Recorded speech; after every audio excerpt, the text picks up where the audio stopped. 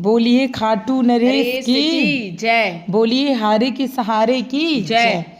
Friends, जैसे कि आपको मैंने खाटू श्याम जी की कंटिन्यू कई सारी कहानियाँ सुनाई, तो आज चलिए हम जानते हैं कि खाटू श्याम जी का नाम खाटू श्याम कैसे पड़ा, वे कौन थे और उनकी उत्पत्ति और वो किस प्रकार से लोगों की सहायता करते हैं, ये सारी चीज़ें हम जानते हैं।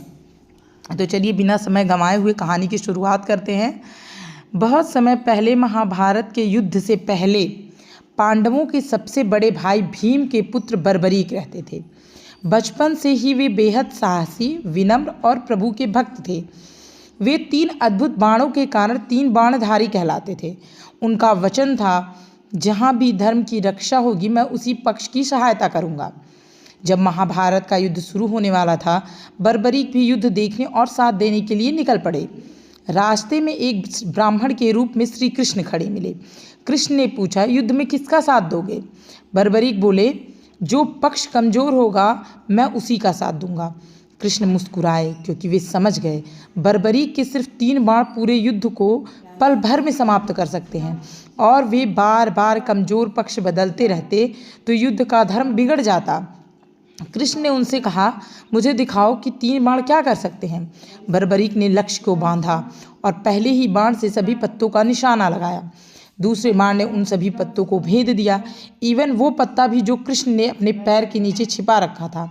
कृष्ण चकित हो गए। कृष्ण ने उनसे युद्ध की विजय के लिए उनका सिर का दान मांगा। बर्बरीक ने बिना संकोच कहा, प्रभु अगर ये धर्म के काम आए तो मेरा सिर हाजिर है।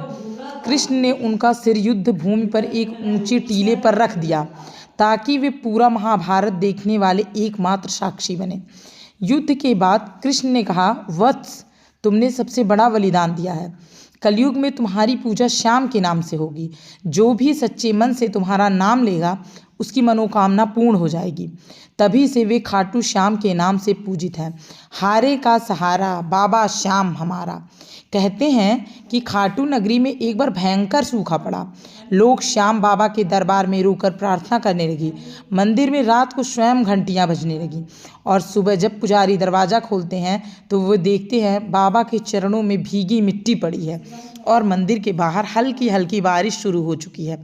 लोग मानते हैं कि बाबा स्वयं रात में निकले और अपने भक्तों का दुख देखा। बोलिए खाटू नरेश की जय।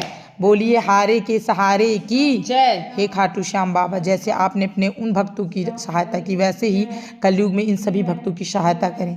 बोलिए जयकारे के साथ खाटू नरेश की जय।